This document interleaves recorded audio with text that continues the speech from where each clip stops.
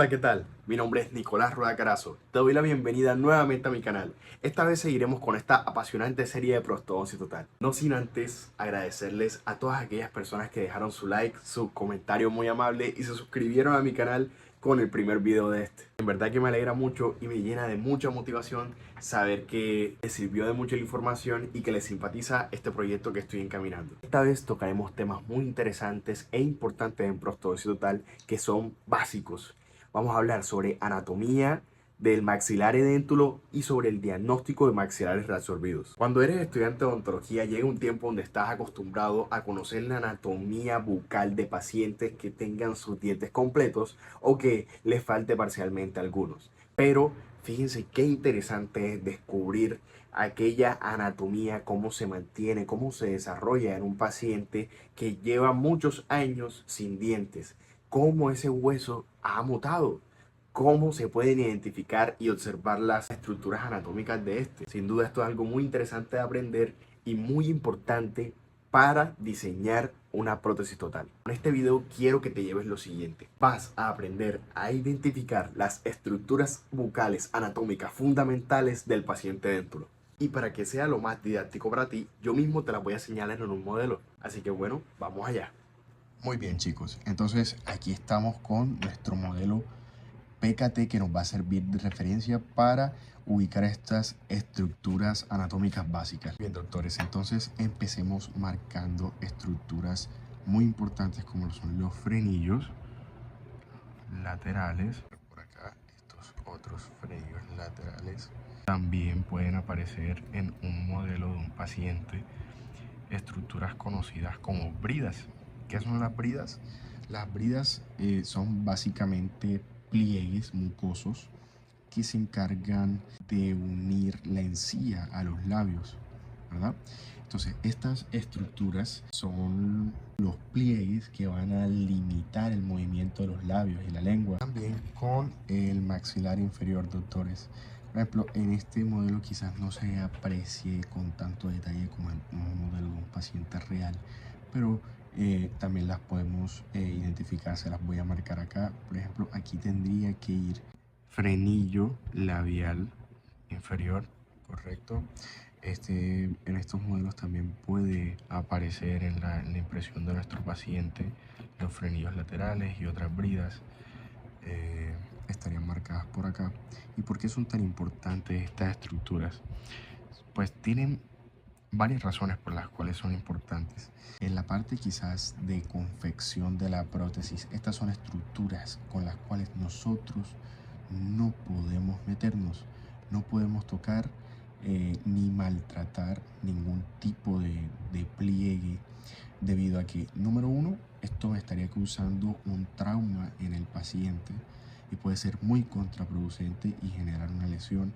Además de eso, en el sentido biomecánico de la prótesis, en el momento que el paciente hable, que genere pues los movimientos habituales de consumir alimentos, la masticación, etcétera, estas zonas son móviles y podrían hacernos de desalojo de la prótesis a confeccionar. Es importante también observar e identificar bien el reborde alveolar de nuestro paciente en un modelo.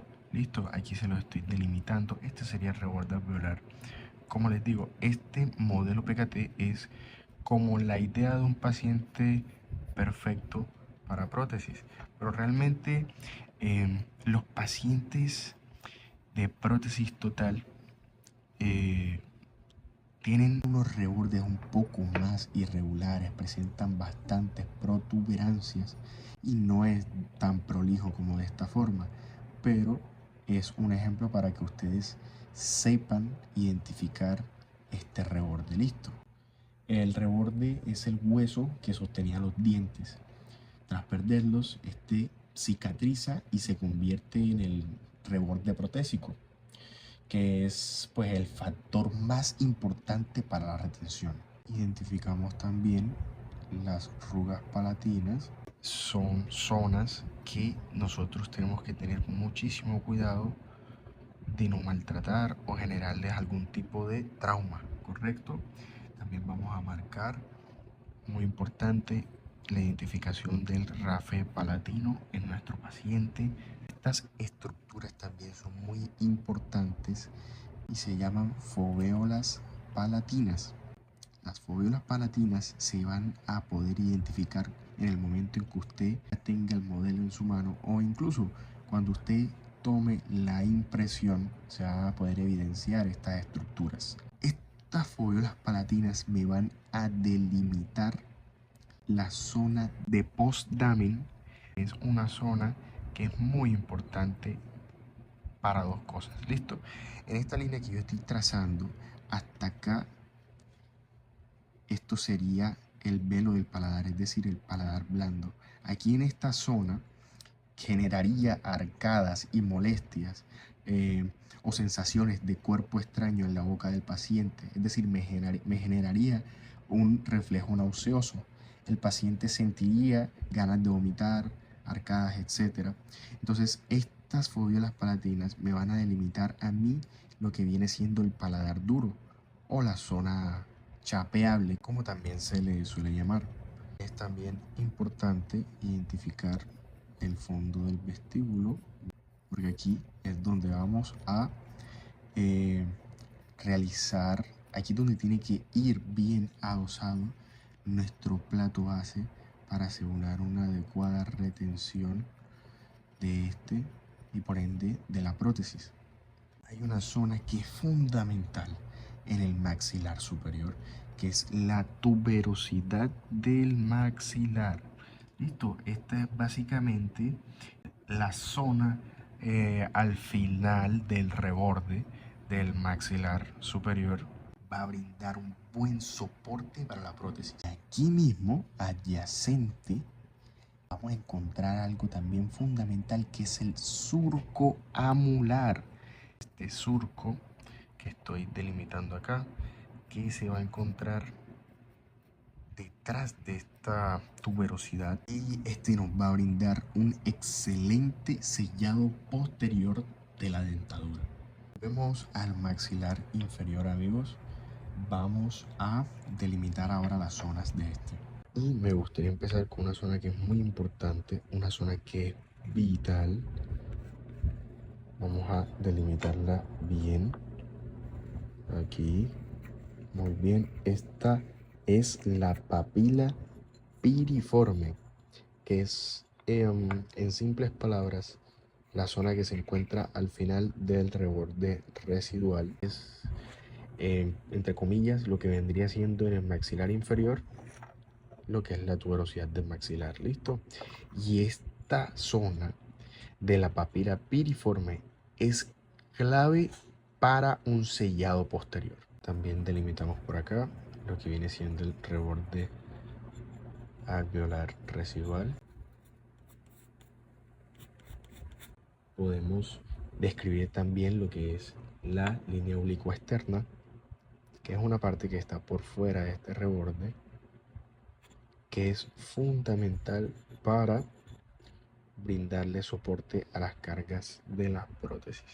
También en el paciente es fundamental identificar las líneas miloioideas de este, y en esta zona van estructuras anatómicas muy importantes. Hay un frenillo que es vital, que es el frenillo lingual, y adyacente a este se encuentran lo que son las glándulas salivales linguales.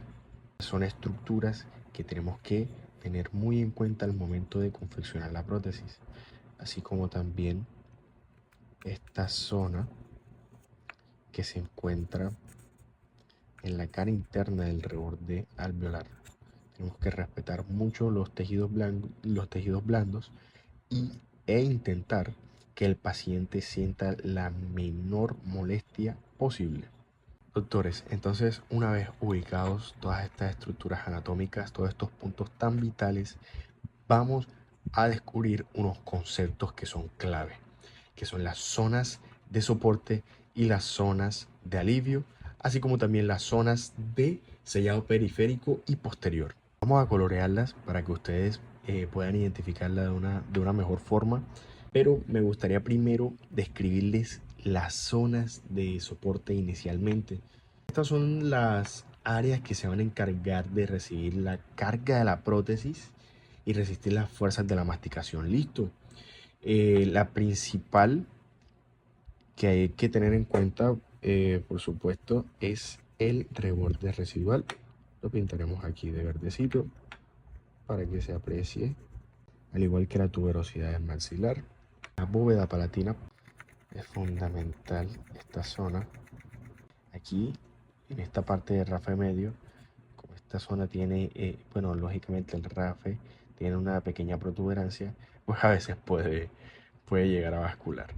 Y en el maxilar inferior, además de estas mismas, ¿verdad? La papila piriforme, su reborde residual. Hay una zona que es fundamental y es la línea oblicua externa. ¿Saben por qué? Porque es considerada la zona de, digámoslo así, máxima calidad de soporte en el maxilar inferior, debido al gran grosor del hueso cortical aquí en estos sectores. Ya tenemos identificados las zonas de soporte. Seguimos con las zonas de alivio.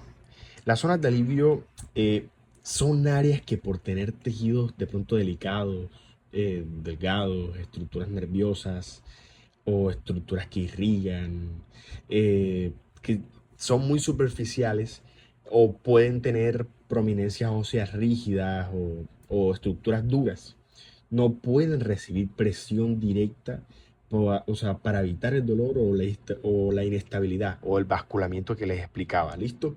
Vamos a iniciar con esta zona de alivio, ¿verdad? Que es el rafe medio, como les estaba explicando. Esta zona a veces puede bascular. Lo marcamos acá. Es una zona rígida en el centro del paladar que suele requerir alivio para evitar que la prótesis actúe como un sub y baja. En algunos casos hay pacientes que presentan torus palatino. Pueden presentarlo. El torus palatino es un tumor óseo benigno genético que pueden presentar algunos pacientes, en su mayoría pacientes de ascendencia afro, pero en una población como Colombia, donde hubo mucho mestizaje y es como que todos somos mezclados, es muy común encontrar a muchas personas con torus palatino. El torus no solamente puede ser palatino, también puede haber un torus mandibular. Los torus mandibulares se encontrarían en estas zonitas que están acá y usualmente son bilaterales. Se encuentran acá en esta zona en el maxilar inferior. Continuemos con el maxilar superior entonces. Una zona de alivio muy importante son las rugas palatinas. Las rugas palatinas no deben tener ningún tipo de presión ni nada que las afecte, debido a que son estructuras de tejidos blandos. Y aquí hay una zona que es fundamental, que es la papila incisiva. Y como les comentaba, por aquí pasa un paquete vasculonervioso que irriga toda esta zona del paladar. Por supuesto, tendremos que marcar todo lo que son los frenillos existentes en el maxilar. Y ahora, doctores, vamos a identificar las zonas de sellado periférico. Estas son zonas muy interesantes debido a que el sellado lo que permite es crear una cámara de presión negativa. Es decir, crea algo que se llama efecto ventosa. O sea, esto es lo que me va a generar que la prótesis no se me caiga, ¿verdad? Lo que me va a tener la prótesis ahí sostenida. En el maxilar superior encontramos la zona de post-damin que va desde surco amular. Vamos a delimitarla aquí bien para que se vea. Surco amular y va por detrás de las fóveas palatinas. Sería esta partecita, que algunos autores la describen como el bigote francés, porque no sé si se dan cuenta que tienen como, o sea, aquí las puntitas del bigote pues van hacia arriba, pareciera un bigote francés. Y acá en el maxilar inferior, como zona de sellado posterior, vamos a marcar nuestra papila piriforme, que es una zona vital y fundamental de sellado posterior aquí en el maxilar inferior. Por supuesto, también muy importante marcar como zona de sellado nuestra tuberosidad del maxilar. Volvemos al maxilar inferior. Como zona de alivio en el maxilar inferior marcamos la apófisis geni, que en algunos casos, pues si son filosas, pueden generar alguna molestia para el paciente con la compresión del acrílico de la prótesis y es necesario aliviarlo. Listo. También vamos a marcar acá, por supuesto, nuestros frenillos. También una zona importante es el piso de boca y el espacio sublingual inferior que les comentaba, debido a que si el borde de la prótesis se adosa correctamente a estos tejidos sin interferir con la lengua o estructuras importantes, se logra un cierre funcional muy valioso. Y listo, chicos, tendríamos ubicado por completo las estructuras y las funciones de cada una de estas de la anatomía bucal del paciente edéntulo. Muy bien, doctores. Me alegra mucho poderles haberles explicado esto. Ahora vamos con un tema muy importante que es el diagnóstico de maxilares reabsorbidos. Muy bien, empezamos definiendo las cosas. Maxilares reabsorbidos. Ok, sé que es un maxilar, pero ¿cómo así que se reabsorben? Te explico. El hueso cuando tiene ausencia de los dientes se reabsorbe, se encoge. Y este es un tema que me apasiona muchísimo. Te explico por qué se encoge. Es vital que haya una homeostasis de osteoblastos y osteoclastos. Recordemos que los osteoblastos son aquellas células que generan hueso y los osteoclastos son aquellos que se lo comen. Resulta que para que el hueso alveolar esté en ese equilibrio, en esa homeostasis, necesita que nosotros tengamos un contacto fisiológico de nuestros dientes. Ojo, fisiológico. Cuando hay contacto excesivo se puede reabsorber el hueso por fuerzas anómalas. Pero fíjense que cuando hay ausencia de contacto también se reabsorbe. Porque no tiene estímulo. Increíble, ¿no? O sea, así es el cuerpo. Es una máquina perfecta. Entonces, para yo evaluar y sacar un diagnóstico de que si un reborde de un paciente edéntulo es bueno, tengo que hacer una buena inspección, hacer la semiotecnia. Tenemos que palpar el reborde de nuestro paciente para identificar si en pronto tiene algunas irregularidades, zonas filosas o si al paciente le duele. En el video pasado te expliqué acerca de la cirugía de regularización de reborde y es para eso. Y hay un concepto muy importante que se llama línea cero anatómica. Es la línea que separa el tejido fijo del tejido móvil. El tamaño real del reborde se mide desde esta línea hacia arriba, porque desafortunadamente de nada sirve tener mucho hueso si el tejido móvil está cerca de la cresta alveolar. Y un dato muy importante es que esta va a coincidir con la línea mucogingival del paciente. Ahora, también es fundamental que conozcan la clasificación de los rebordes edéntulos. Es una clasificación hecha según su forma en el corte transversal. Y existen tres tipos. Los triangulares, también llamados expulsivos. Estos son rebordes muy reabsorbidos y tienden a tener mala estabilidad. ¿Y por qué son malos? Es porque han tenido una reabsorción excesiva por vestibular. Después están los bordes rectangulares. Estos son los más ideales, mejoran la estabilidad y tienen mejor estructura. Hay otros que son irregulares y estos rebordes son complicados porque van a dificultar la entrada y salida de la prótesis. Doctores, pero para eso es necesario que nosotros hagamos un excelente examen complementario con ayudas, con radiografías panorámicas para ver la salud del hueso. Incluso la tomografía es una excelente herramienta para ayudar a determinar el estado óseo del paciente edéntulo. También tener un buen modelo de mi paciente a la mano me puede dar mucha información. Conocer y aplicar todo esto te va a permitir pasar de un diagnóstico presuntivo a un diagnóstico certero y de esa forma tener un tratamiento exitoso con tu paciente. Bueno amigos, esto fue todo por el video de hoy. Espero que te haya gustado, que hayas aprendido algo y que te lo hayas disfrutado así como me lo disfruté yo. La verdad que es un gusto para mí compartir con ustedes muy humildemente de este área que me gusta bastante y un poco acerca de las cosas que he aprendido en este camino. Nuevamente les digo gracias, muchas gracias por el apoyo, gracias por acompañarme en esta madrugada porque estoy de noche y de pronto se dieron cuenta porque hablo bajito y bueno, hay gente durmiendo y no los quiero despertar. Pero nada, amigos y amigas, saben que lo hago con todo el amor del mundo y les deseo que Dios los bendiga y que tengan una excelente semana, un excelente día, una excelente mañana, lo que sea cuando estén viendo este video, ¿ok? No importa en qué momento estés viendo esto, échale ganas, dale con toda, con disciplina y mira, todo está aquí en la mente. Vas a ser exitoso, ¿ok? Nos vemos. Chao. Dale like y suscríbete, por favor. Gracias.